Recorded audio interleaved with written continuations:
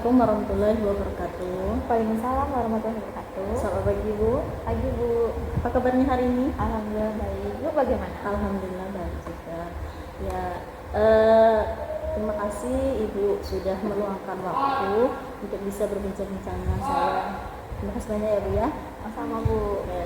Adapun tujuan saya di sini, saya perkenalan terlebih dahulu ya Bu ya. Saya ini CGP Angkatan 9 Kabupaten Seluma, Provinsi Bengkulu. Tujuannya adalah kita hari ini melakukan praobservasi sebelum melakukan observasi di dalam kegiatan pembelajaran yang akan Ibu lakukan. Tujuannya apa saja? Tujuannya yang pertama adalah supaya Ibu bisa lebih percaya diri lagi, terus bisa menggali lagi potensi yang akan Ibu kembangkan saat observasi nanti. Kira-kira kalau saya boleh tahu, materi apa yang akan Ibu sampaikan nanti pas kegiatan pembelajaran? Kebetulan saya akan mengajar kelas 12, jadi saya akan mengajar di bab 3 tentang induksi magnet pada kawat lurus. Waktunya kapan Bu?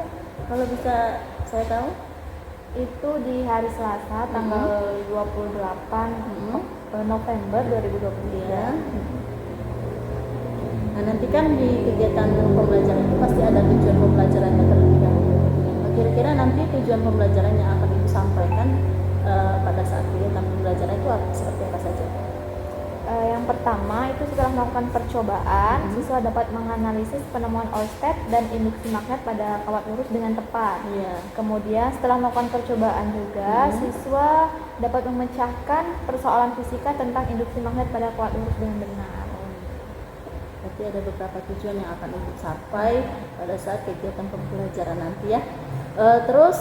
Nanti pas kegiatan pembelajaran itu pasti ada area pengembangan yang akan Ibu kembangkan pada saat kegiatan pembelajaran itu. Kira-kira apa saja? Yang pertama tentunya tujuan pembelajarannya ya Bu harus tercapai. Kemudian mungkin kemampuan sosial emosionalnya yang meliputi kesadaran diri, manajemen diri, kemudian kesadaran sosial, kemampuan berelasi dan pengambilan keputusan yang bertanggung jawab. Oh ya, berarti ada KSN-nya pengembangannya di pengambilan keputusan yang bertanggung jawab. Pasti tentunya Ibu akan memilih penugasan gitu ya Bu ya, sesuai dengan gaya belajar gitu maksudnya. Ya. Nanti rencananya itu Bu, setelah melakukan percobaan, tentunya siswa diminta membuat laporan gitu ya. Nah, laporan itu bakal saya berikan kebebasan kepada siswa. Mereka bisa membuat dalam bentuk poster mungkin atau PPT atau mungkin video. Bagus sekali ya Bu ya. Ada lagi yang mau dikembangkan selain itu? Mungkin berdiferensiasi proses Bu. Berdiferensiasi proses konten, proses sama produk yang tadi disampaikan. Ya, berarti prosesnya nanti seperti apa kalau diferensiasi proses? Mungkin pengelompokannya nanti bisa jadi berdasarkan kemampuan peserta didik Bu. Jadi biar terlihat gitu kalau kelompok-kelompok yang memang membutuhkan pembimbingan yang lebih itu mungkin bisa lebih dibimbing. Kemudian ada beberapa kelompok yang memang sudah bagus, jadi hanya perlu arahan sedikit saja. Kemudian dari area pengembangan tujuan pembelajaran tadi pasti ada strategi yang akan Ibu lakukan untuk kegiatan belajar tersebut bisa lancar dan bisa sesuai dengan tujuan yang akan dicapai. Kira-kira apa itu strateginya? Strateginya yang pertama saya menggunakan pembelajaran berdiferensiasi ya Bu. Kemudian saya juga menggunakan model pembelajaran PBL, problem based learning, yang mana di sana saya akan menjadikan suatu permasalahan yang akan diselesaikan oleh peserta didik. Kemudian di situ peserta didik secara berkelompok menyelesaikan permasalahan itu, dan nantinya juga mereka mengkomunikasikan hasil percobaan itu di depan kelas. Kemudian ditanggapi oleh teman-teman yang lain. Kira-kira ada media pembelajarannya tidak? Media pembelajaran yang saya gunakan yang pertama pastinya PowerPoint. Biasanya saya gunakan untuk menayangkan materi. Kemudian menggunakan video pembelajaran sebagai permasalahan yang akan diangkat dalam kegiatan diskusi. Sudah sangat luar biasa sekali, kayaknya udah persiapannya sudah sangat-sangat matang kayaknya Ibu ya. Terima kasih banyak ya Bu, saya rasa cukup kayaknya untuk poin-poin kita sebelum melakukan observasi itu sudah terpenuhi, dan nantinya semoga poin yang kita siapkan ini yang Ibu rencanakan bisa terlaksana dengan baik pada saat observasi langsung pada hari hari Selasa tanggal 28 November. Amin. Terima kasih banyak atas waktunya. Saya ucapkan Assalamualaikum warahmatullahi wabarakatuh. Waalaikumsalam warahmatullahi wabarakatuh.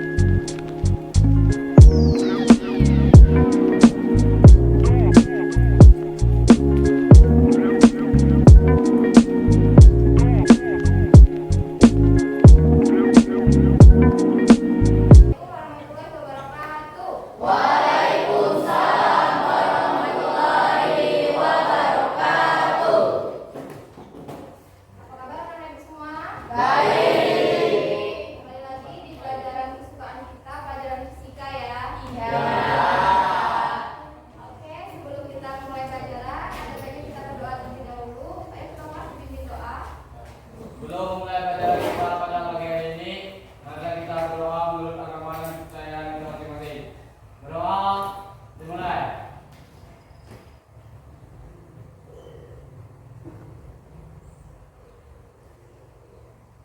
Selesai. Bersedia.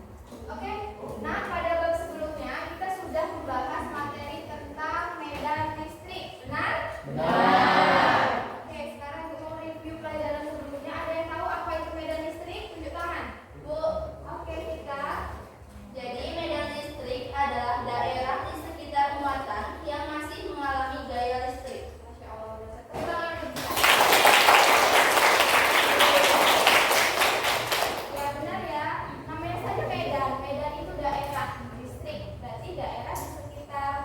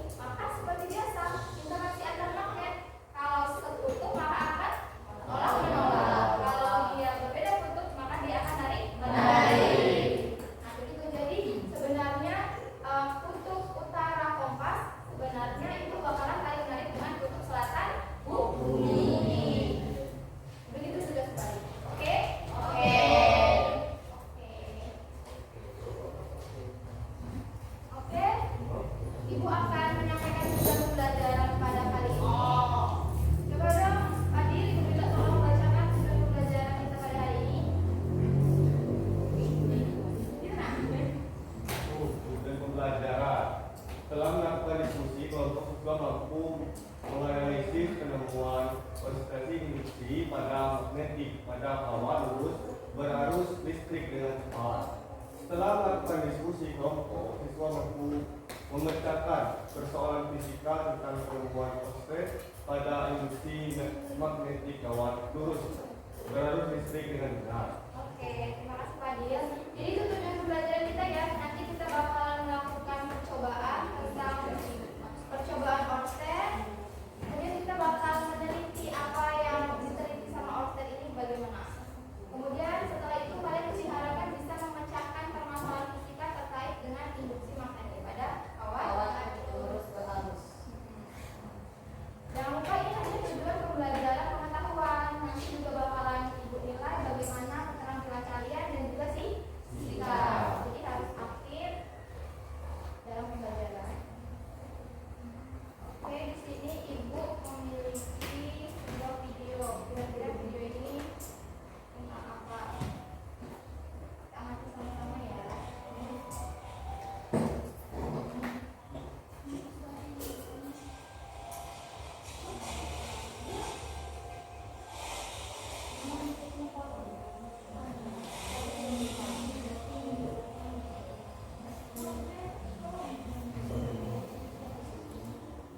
Nah, menurut kalian bagaimana cara kerja alat tersebut sampai bisa memindahkan logam? Karena ada magnet. Berarti magnet itu manfaatnya banyak ya artinya. Manfaatnya banyak dalam kehidupan sehari-hari. Itu salah satu pemanfaatnya. Kalau tidak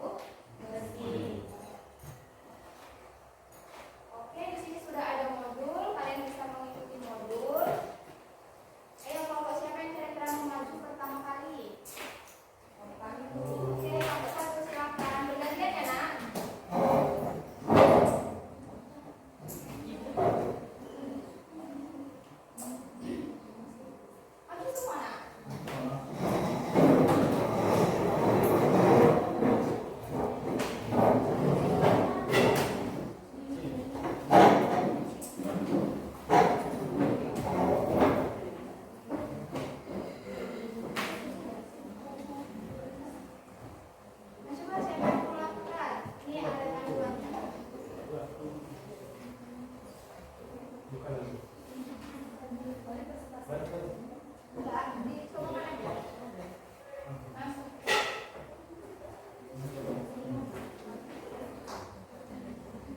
Halaman pertama.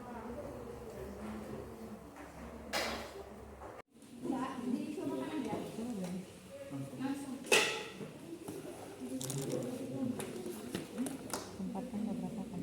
Halaman pertama.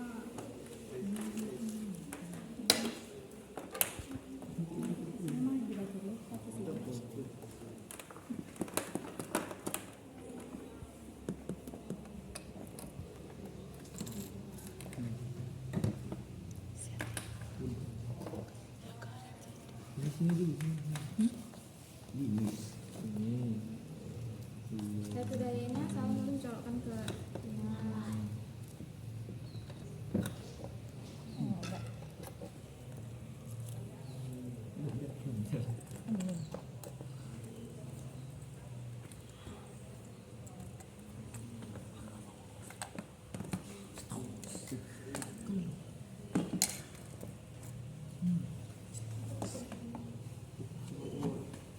Oke, amati dulu nak sebelum dialiri arus bagaimana arah jarum kompasnya. Sama nak, ya kan? Iya. Ya, ke arah yang sama. Ke arah yang sama. Iya. Kemudian setelah dialiri arus, apa yang terjadi? Berubah.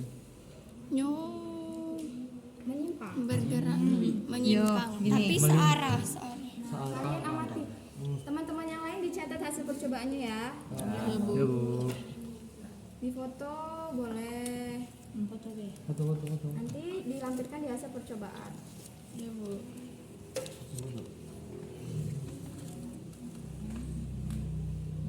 Iya, oke. Oke, sudah kalau sudah ini ganti penelitian yang satunya pakai serbuk besi. Matikan dulu. Matikan.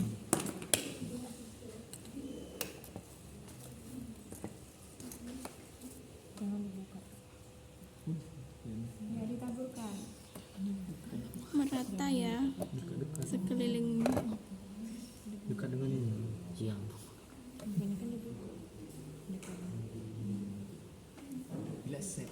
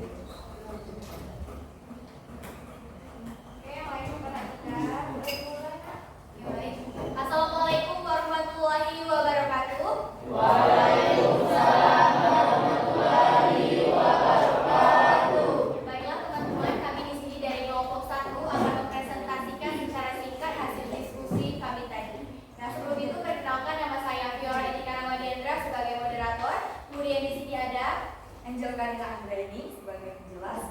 Ada di sebelahnya. Muhammad Putra Mandiri Ramadan.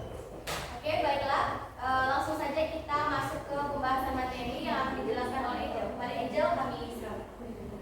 Oke, jadi teman-teman, hasil dari percobaan kami tadi di sini pada percobaan pertama itu dilakukan untuk melihat pengaruh medan listrik terhadap medan magnet di sekitar kawat lurus. Dalam percobaan ini digunakan kompas peraja yang diletakkan di atas permukaan penghantar lurus. Ketika satu daya dihidupkan, maka kawat penghantar lurus ini akan dialiri oleh arus listrik, sehingga pengaruh medan listrik terhadap medan magnet itu dapat dilihat dari adanya penyimpangan jarum kompas seperaja. Nah, untuk percobaan yang kedua, kami melakukan dengan menaburkan serbuk besi di atas permukaan penghantar secara merata di sekitar kawat lurus. Ketika penghantar lurus tersebut dialiri arus listrik, kemudian permukaan penghantar dipukul secara perlahan. Maka serbuk besi akan membentuk garis-garis medan magnet di sekitar kawat lurus. Hal ini menunjukkan bahwa ada pengaruh medan listrik terhadap medan magnet di sekitar kawat lurus. Jadi, kesimpulannya adalah bahwa garis-garis medan magnet itu dapat ditentukan dengan menggunakan kaidah putaran tangan kanan, yang mana menurut percobaan dari Hans Christian Ørsted di sekitar penghantar berarus listrik terhadap medan magnet, di mana ibu jari ini menunjukkan arus listrik dan keempat jari lainnya, genggaman 4 jari ini menunjukkan arah medan magnet. Genggaman kawat lurus dengan tangan kanan sedemikian hingga ibu jari menunjukkan arah kuat arus listrik. Maka arah putaran keempat jari yang dirapatkan akan menyatakan arah lingkaran garis-garis medan magnet. Baik teman-teman, itulah penjelasan dari kelompok kami.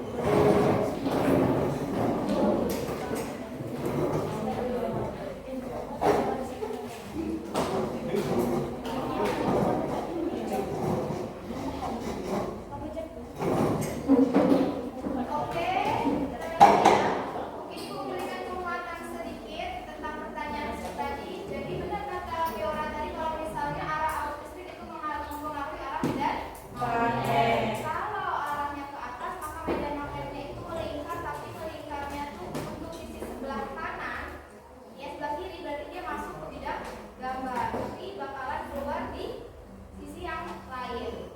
Jadi cara menentukan arah medannya itu bisa menentukan dengan aturan tangan. Jadi arah arus itu mempengaruhi arah medan. Kalau arusnya dibalik, maka tentu saja arah medannya menjadi berubah.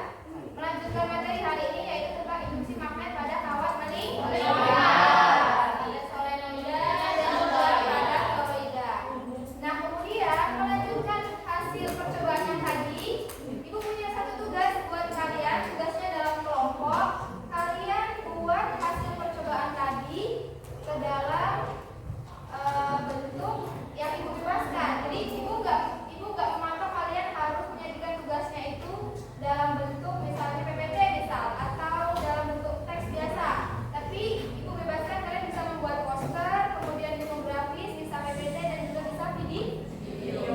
Ibu sampaikan anak IPA 3 ini ada yang suka main TikTok gitu kan. Mungkin bisa hasil percobaannya dalam video nanti bisa di-upload di TikTok gitu.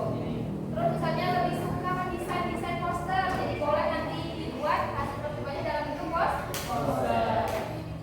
Nah, supaya lebih seru, kalau misalnya kalian nanti upload di Instagram, jangan lupa tag Instagram ibu, oke? Oke. Yang di TikTok juga ya. Oke. Tentang tugasnya ada pertanyaan tidak? Tidak, nanti dikumpul tugasnya ini ibu tunggu terakhir kali mengupload di hari Selasa minggu depan ya. Oke, sebelum mengakhiri lagi, ibu mau bertanya kepada anda semua kira-kira siapa yang bisa menyimpulkan tentang pelajaran kita hari ini? Oh, banyak sekali yang menyimpulkan. Itu aja dulu ya, Hafiz. Ya, silakan.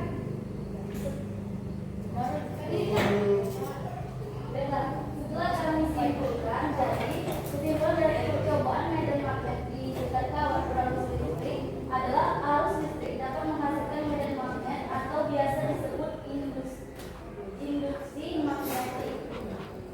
Besar medan magnet yang dihasilkan dipengaruhi oleh besar kuat arus yang diberikan dan semakin jauh jarak terhadap kawan, maka makin kuat medan magnet. Oke, benar sekali.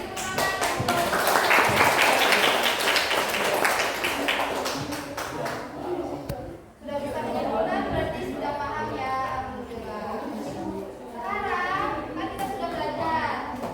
Ibu pengen salah satu dari kalian menyampaikan refleksi pembelajaran kita pada hari ini. Bagaimana refleksinya? Siapa yang mau merefleksi pembelajaran kita pada hari ini? Disampaikan perasaannya. Ya, saya. Oke, Hafiz. Saya mewakili teman-teman sekalian, kalau pelajaran pada hari ini sangat menyenangkan dan menghiburkan dan lebih mudah memahami.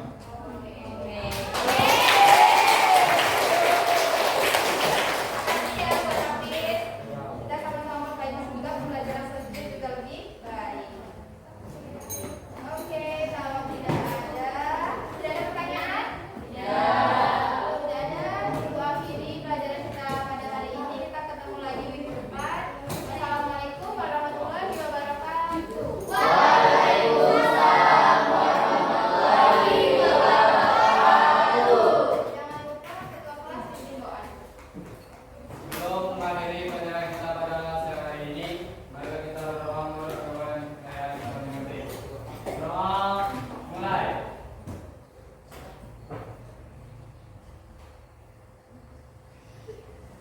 Doa selesai. Bersedia.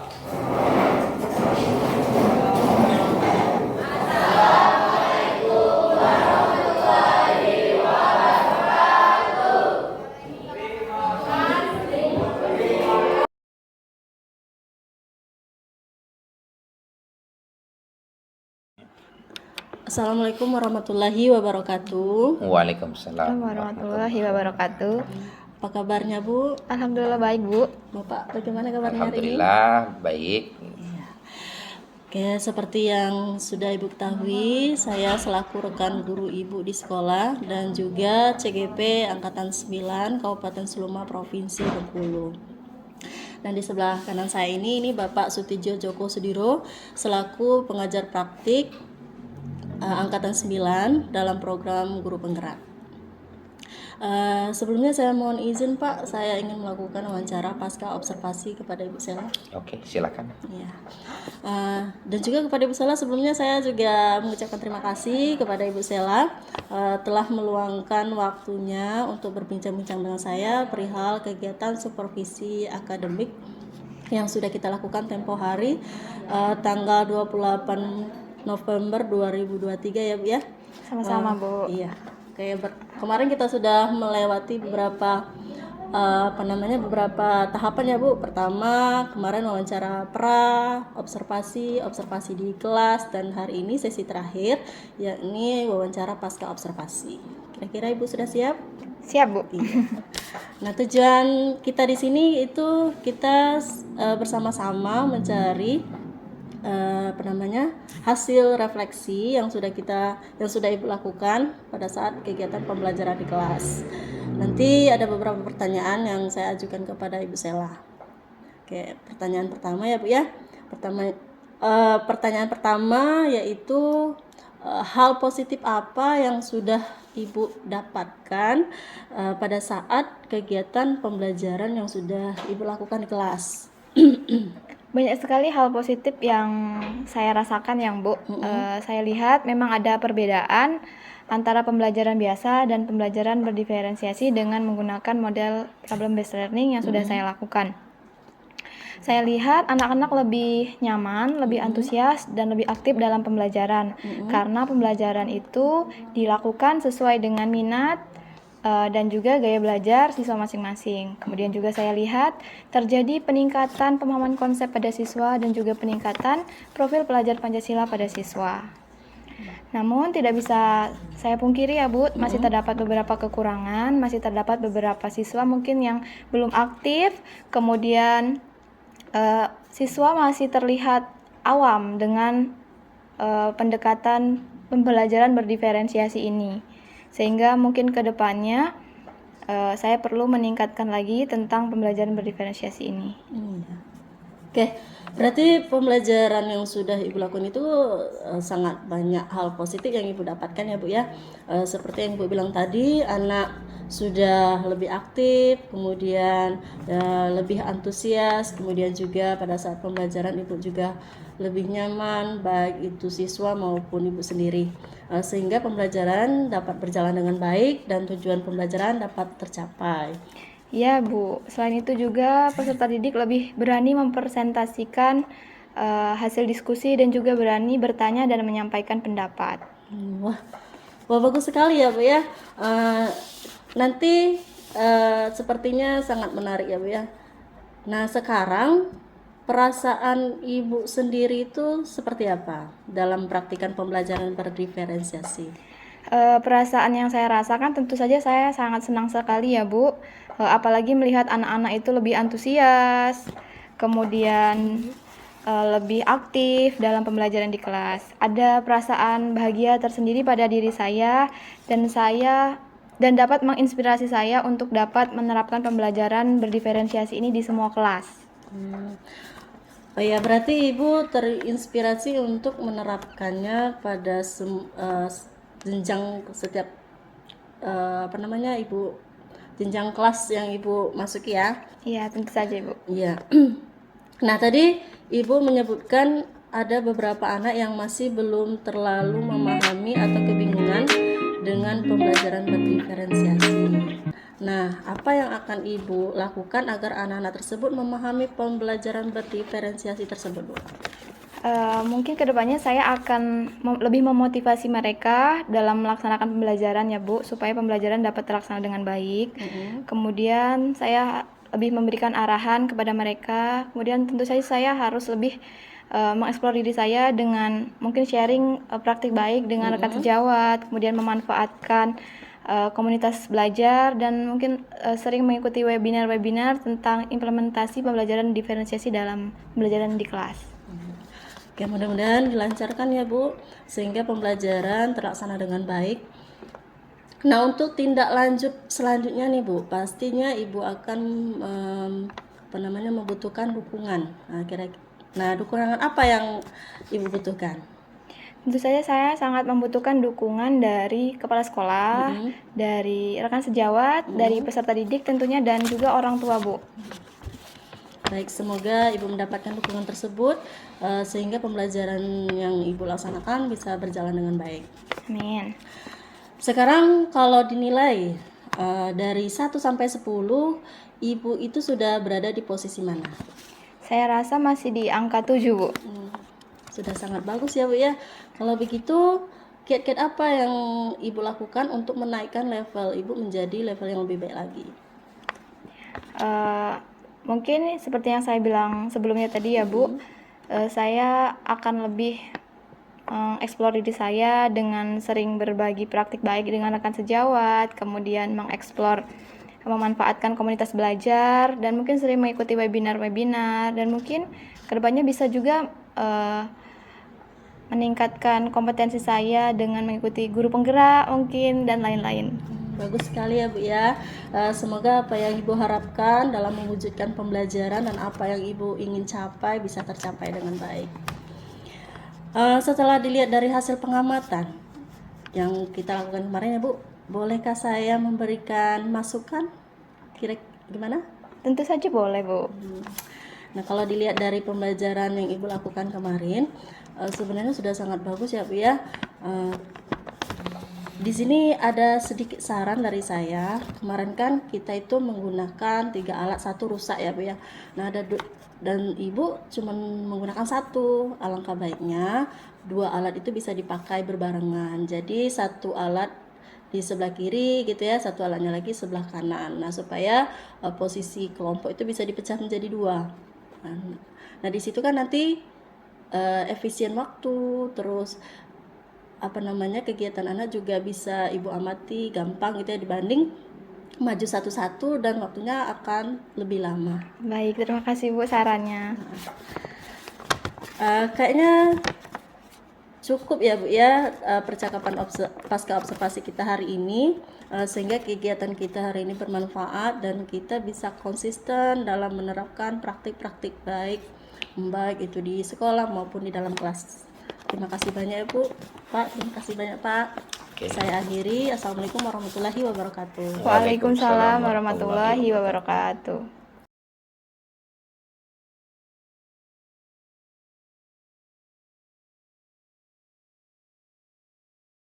Dua belas tipe 3, kasih wow.